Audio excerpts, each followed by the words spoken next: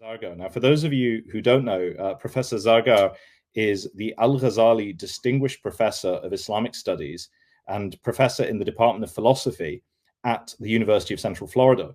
And his research interests include the metaphysical, aesthetic, literary, and ethical dimensions of Islam's spiritual traditions. And so we are very, very pleased to have him here today with us. He's done a lot of excellent work. Professor Zargar, thank you so much for being here. Oh, thank you for having me. I really appreciate it, especially with the time difference. You know, I think it's morning over there for you. Well, it's not. Yeah, it's 10, 12. Yeah, it's not too bad. People on the West Coast who are listening are really, they're the real heroes. Yeah, they're the real heroes. Yeah. But we're really glad to have you with us, and just give us a brief introduction to what you're talking about today. Well, earlier this month, my book, The Ethics of Karbala, came out with Routledge. And essentially, I'll be presenting a few key ideas from that book. The book is a response to the modern condition, thinking about how the narrative of Karbala and its remembrance can be thought of as a sort of healing. Yeah, it's been a long time in the work. I've been working on it. I've been working on it for quite a bit, and I'm happy to now share it with others. Yeah, we're thrilled that you're going to be sharing it with us today, and I think it's a really sort of timely publication. It's come out at the right time of year for most people to benefit from this. And I think what really interests me when I sort of looked at the blurb you provide, and I've been sort of flicking through the contents page, is the fact that you're looking at not just the story of Imam Hussein, which we're all familiar with, but what that story means. What kind of values is that story trying to call on its audience to embody? And I'm really excited to hear what you're going to share with us today. But I just want to point out that this you've been working on this for a long time, but this isn't actually your first book, is it? You've written several books, including some that have come out quite recently. That's right. Yeah, actually, earlier in July, my other book with the State University of New York Press came out. The book on Attar, Religion of Love, and that's why I was working on this for a long time, because I always had to sort of juggle other projects. This was something that was just an interest of mine, that on my own, sort of at the end of the week, I would do. But yes, yeah, the Attar book is another one that came out earlier this month, and before that there were two other books. And what were those? So my first book, 2011, Sufi Aesthetics, was a study of Ibn al-Arabi and Fakhruddin Iraqi, and it's as the title would suggest, it was a consideration of their theories of beauty and applied to how do you read their poetry through their theories of beauty. My second book was 2017, 2018, The Polished Mirror. And that's 10 chapters where I go through different different Muslim thinkers on ethics, on virtue ethics. The first half is falsafa, and the second philosophy, and the second half is Sufism. And of course, storytelling plays quite a big role in that research as well, right? It does, exactly. Yeah, good observation. Yes. As it does here. Yeah. As does here. Yeah. So I'm seeing sort of a common thread. Yeah. Through your research, sort of a focus on how storytelling can be used as a way of conveying a message about virtue and morals and metaphysical realities. And I think that's something that's often overlooked, in academic discourses on Islam. My own research, I look at popular sermons, and again, sort of this is often neglected in favor of more technical and abstract works on jurisprudence and philosophy. But actually, for the overwhelming majority of people, things like sermons and storytelling were how they would receive the message of Islam and the message of the Ahlul Bayt alayhim salam. So I'm really excited to hear what you have to say, and I feel like I should get out of the way now and let you enlighten us with these points from your book. So. I think to most of us, to say that there is a deeply ethical dimension to the martyrdom of Imam Hussein, his family, his companions at Karbala, is to indicate the obvious. Worldwide, most Muslims interested in the narrative have found it to be a perfect example of the distinction between those motivated by power, greed, and fear versus those motivated by love, loyalty, and honesty.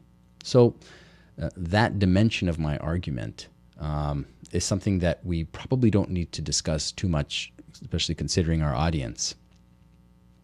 But to make two other claims about Karbala might take us more time. It might get us a bit more mired in detail.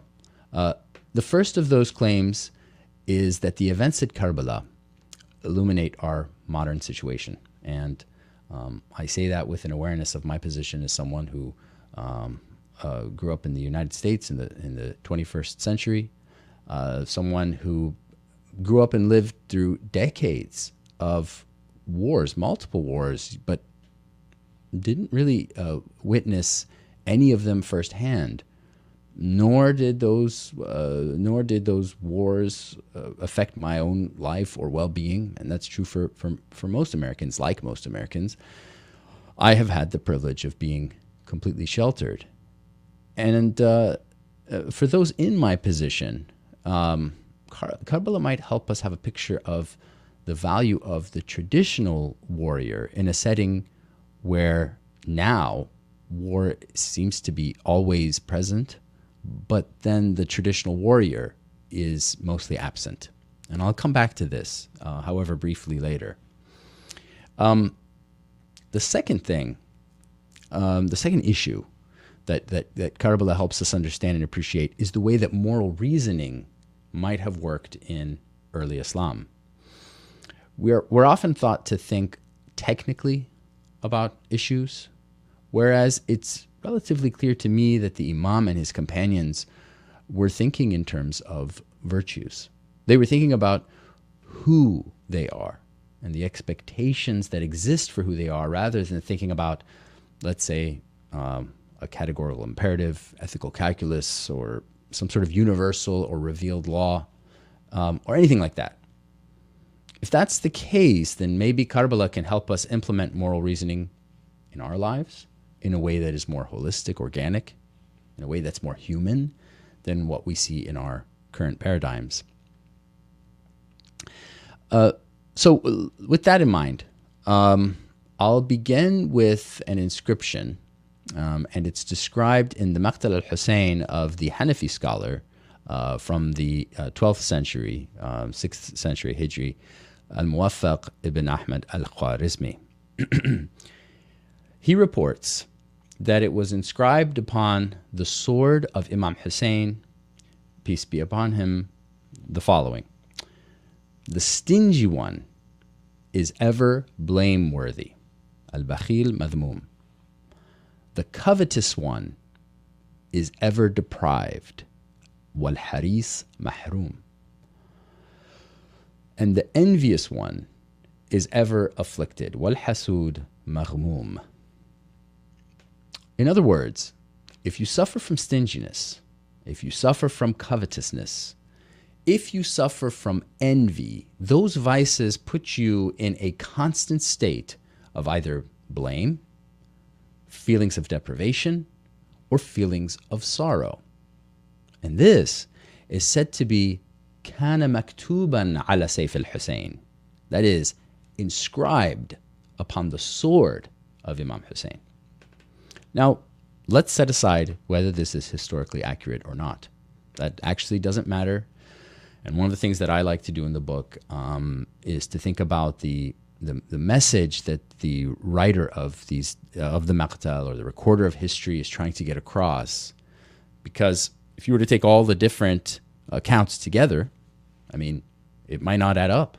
Not all of it can be historically true at the same time, if there's any kind of discrepancy, but all of it can be thematically true at the same time, especially when there are consistencies, and there are. And there's always a reason why something has been recorded in the way that it's been recorded. And you'll find over and over again with the story of Karbala, this emphasis on ethical perfection. What you're seeing here in what Al-Khwarizmi describes is that the message of Imam Hussein is a message that corresponds to a virtue in the book that I translate as nobility, namely karam. Karam is a comprehensive virtue, and that's how it's described by these writers.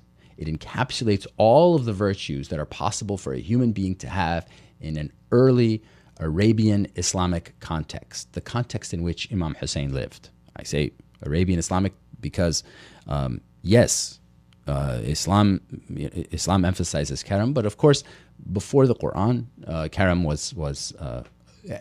had these meanings as well. A person who has karam is obviously not stingy. In fact, one can translate the possessor of karam, who's called the karim, as a generous one.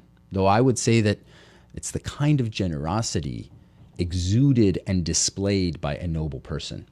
It's a function of nobility, in that such generosity is precipitated by nobility. And in that, the noble person can be identified by never being stingy. Nor is the noble person covetous, because of their contentment with what they have, their satisfaction with the state of things. And the noble person, who must be aware of his or her own nobility, wouldn't be envious of others. After all, why would someone who's noble and has a high status envy others? Either those other people have the same status and can thus support the noble person in his or her aims, or they should aspire to be like that noble person. They're, in other words, someone that noble person has to pull up to their level. The karam embodied by Imam Hussein and expressed on the plains of Karbala is actually the driving factor in so many of the things that the Imam does. And in that way, it might even be the central or core message of the Karbala narrative. Now, that's something to think about and talk about, because obviously what we call taqwa, God-wariness, is incredibly central as well. But one has to think, is taqwa a function of karam, or is karam a function of taqwa? It's a discussion to have. In a way, you could see taqwa being a function of karam because it shows the nobility of that person in observing the proper relationship with God, the ultimate source of goodness, the ultimate source of beauty. But this is something we can talk about later. But going back to the inscription on the sword of Imam Hussein, you'll see there's a kind of happiness or felicity that comes from being free from these vices. The person who has the vices that are written on the sword is unhappy and ultimately not free. They're bound by their own desires, whereas a person who has nobility and therefore doesn't have these blameworthy traits, you see how they're free from them, right? They're uninhibited. In fact, one interesting phenomenon about the Karbala narrative, or Karbala narratives in general, is how often the word free comes up in them. Imam Hussein challenges his enemies toward the end of what happens on the day of Ashura. He senses that there's a threat to his camp after his death, a threat to the women and the children. And so he says to them famously, "Woe unto you, if you have no religion and you do not fear the day of the return, then at least in your worldly affairs be free men of noble traits. فَكُونُوا فِي أَمْرِ دُنْيَاكُمْ أَحْرَارًا ذَوِي أَحْسَابٍ." Safeguard my camp and my family from the cruel and dissolute among you. In other words, if you're not driven by piety, taqwa, by the fear of the day of judgment, then at least be free men. Be good, noble Arabs. Behave, at the very least, like those Arabian warriors who, even before Islam, understood that these actions are inappropriate, attacking women and children and not protecting them. Behave as though you come from good families. Behave as though you're part of a moral elite, even if you've lost your religious zeal, your devotion to God, and your fear of betraying God's messenger, the Prophet Muhammad. Here and elsewhere, the word freedom, so here, ahraran, free men, it comes up over and over again. So we see it to describe Imam Hussein's brother, Al-Abbas. And of course, in a beautiful touch of irony, we see it in the case of a man named Al-Hur. He's named the free one. The irony is that he's named Al-Hur, the free one, but he's caught between two worlds. His allegiance to Ibn Ziyad and the enemies to Imam Hussein on one hand, and his awareness that this purported criminal, Imam Hussein, is actually the son of Fatima, the daughter of the Prophet, in whom he believes. So he's not free. His name is free, but he's not free. It's only when he finally makes that choice that Imam Hussein declares him as being free, just as his mother named him. This freedom, then, is a moral freedom. It's a freedom from vices, but it also refers to a person who is noble and of good birth. I should just mention here that such use of the word free applies in a much larger context. You can see it in the Greco-Roman world.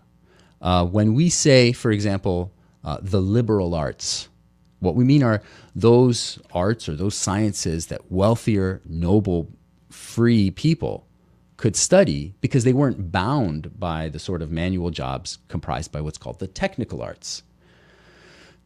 This idea of a free person is common to the Mediterranean, Western Asia, and it describes a noble class of people distinct from those who are enslaved, were once enslaved, or might be called commoners. Now, from an American egalitarian perspective, it's difficult to appreciate such traditional virtue systems where there are these elites who are meant to be imitated by others, elites who function as models for the rest of society.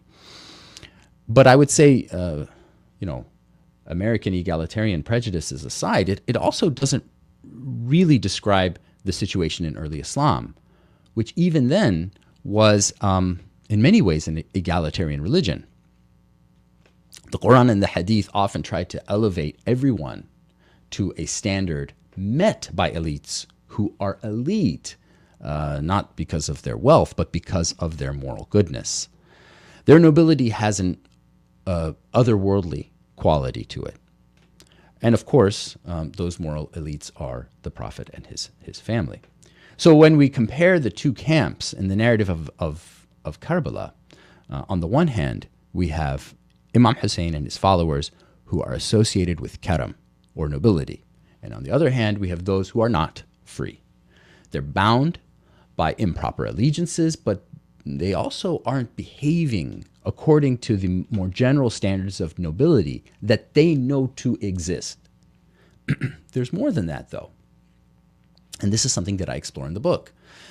Another issue is that Imam Hussein and his camp follow an older model of what it means to be a warrior than what is starting to appear in the camp of Ubaydullah ibn Ziyad and, by extension, Yazid ibn Muawiyah. Think about it. Imam Hussein's camp in Karbala is a small group of people, let's say 72 or so soldiers, accompanied by their wives and children. In their model of warfare, their leader is present on the battlefield with them. Imam Hussein is there. He watches them go out. He's present among them.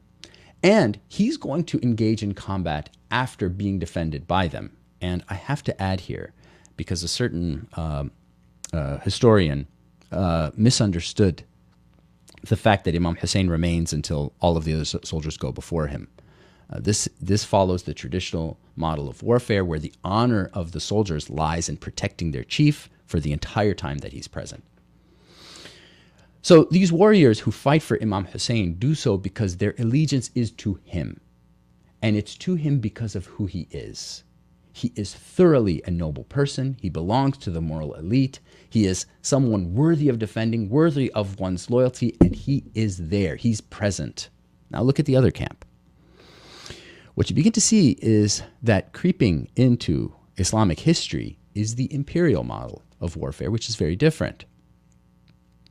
In the imperial model of warfare, the moral leader is absent. So Ibn Ziyad is not there. He's not present on the battlefield. He's the governor of Kufa, which is where he stays. Even more than that, the ultimate commander of all of this, Yazid, the caliph, he's even more absent. He's further away. He's in Damascus. And the soldiers who fight aren't really motivated by anything moral in their leader. They're motivated by wealth. And they say this themselves. There are accounts, such as the account of that detestable soul Sinan ibn Anas, who murdered Imam Hussein and declares himself, "Weigh down my mount with silver and with gold, for I murdered the king, the best of humanity, best in terms of both mother and father." So in other words, he's very aware that monetary reward, and in the case of some others, fear of retribution, has created this sense of obedience, but obedience to whom? To absent leaders. And as I point out in the book, this creates a very different kind of warfare than what you see on Imam Hussein's side. For Imam Hussein's followers, the driving factor in their efforts is often love and mercy. The quintessential warrior in Imam Hussein's camp is his brother Al-Abbas. Now look at who Abbas is. He's a loving brother. He's a caring uncle. And the main mission in the narratives is when he goes out to bring water back for the children. And upon his return, he loses his limbs. He's surrounded. He's outnumbered. But consider what the narratives tell us very often about what's going on in his mind. His thoughts are said to be focused on the disappointment of those children, the thirst of those children, and the thirst of his brother. It's love. It's care. It's compassion. There's something fatherly or even motherly about the actions that the soldiers take. Those soldiers also find solace in the fact that their chief is there. He appreciates their actions, their sacrifice, and their loyalty. So there's a direct connection. On the other hand, the quintessential symbol of the imposing imperial camp for me is the famous archer Harmala. We might call him a sharpshooter, actually. He shoots from a distance, and he's not really involved in the action that he undertakes. There's no risk to himself in what he does. And what he does, he doesn't do out of love or care for anyone. It's an act of obedience that stems, again, from either fear of retribution or hope for worldly reward. But an important part of the entire situation on the battlefield for Harmala and his ilk is that there isn't even room for mercy or love. So in Harmala's most famous act of murder, when he shoots an arrow through the neck of Imam Hussein's infant, the accounts tell us that the compassion of the imperial army had been aroused. But one issue that existed was in that short time frame, no one could obtain approval from Ubaydullah ibn Ziyad to make an exception and have mercy on this baby. There isn't room for that kind of thinking. There isn't room for that kind of mercy. The order has already been made, and the person who made the order isn't there. So it's being carried out, one might say, robotically. So this brings me to my first conclusion, the one I had mentioned before about modern life and about the kind of moral reasoning that we do. I'll mention it here quickly, and perhaps it's something that we can discuss in the question and answer portion, because a brief discussion wouldn't really do it justice, and I haven't really gotten into the details of this part of the argument. I'll allude to it. To an extent, the manner in which we live is more conducive to that robotic type of decision-making than to the interpersonal and traditional kind of life that Imam Hussein and his supporters adopted. Moreover, the warfare that we see around the world today is more robotic than anyone could have imagined cold, calculated, mitigated by level upon level of absent decision makers, a sort of way of doing things. And that means that there's less room for mercy. And there's no room for what I call the warrior ethos, the noble warrior that we see in these traditional contexts. And that's both East and West. I didn't get into it here, but my interest in the narrative of Karbala is to think about other traditional warrior narratives that are like it. There wasn't room in the book to do that. The book is a very short book. But I think that would be the extension of the book, would be to think about other such narratives. So this is so tied up with the structures of modern life, this, let's call it robotic sort of way of decision-making, that the only hint of reprieve that I see is in the remembrance of something that doesn't exist perfectly for us. And that would be in the commemoration of warriors, such as Hussein and Abbas, by commemorating them, reliving in an empathic way the events of that time. Then by means of our remembrance, we keep those virtues alive. Now, in terms of moral reasoning, I want to point out two things, both of which comprise the second conclusion that I'm getting to, my final conclusion. First, that the way that Imam Hussein seems to make decisions and declare his decisions often have to do with who he is, his stature as a moral exemplar, and what befits that stature, what suits that stature, much more than what we would call some sort of universal rule-based or technical approach. So, for example, we know that at a certain point, Imam Hussein and his soldiers were about to be cornered by Al-Hur, I mentioned earlier. Zuhair ibn al-Ghayn, the Imam's supporter, brings up the option of attacking early, at that point, before they're completely cornered in Karbala and they have no chance of victory. He basically suggests, let's attack now against Al-Hur and his army, and this would give Imam Hussein and his army a chance. Strategically, what Zuhair says makes sense, but Imam Hussein refuses. And he says, I will not be the first to fight. Now, for reasons that you'll soon appreciate, I read this as saying, it is not befitting for me to be the first to fight. To understand what I mean, let's go back to a much earlier declaration, one made before the events in Iraq took place. The governor of Medina, a man named Walid ibn Utbah, tried to place pressure on Imam Hussein to give his allegiance to Yazid.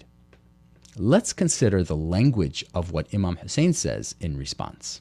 أيها الأمير إن أهل بيت النبوة ومعدن الرسالة ومختلف الملائكة وبنا فتح الله وبنا ختم الله ويزيد رجل فاسق شارب الخمر قاتل النفس المحرمة معلن بالفسق ليس له هذه المنزلة ومثلي لا يبيع مثله.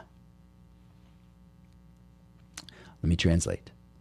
O governor, we are the household of prophecy and the treasure trove of divine messengership.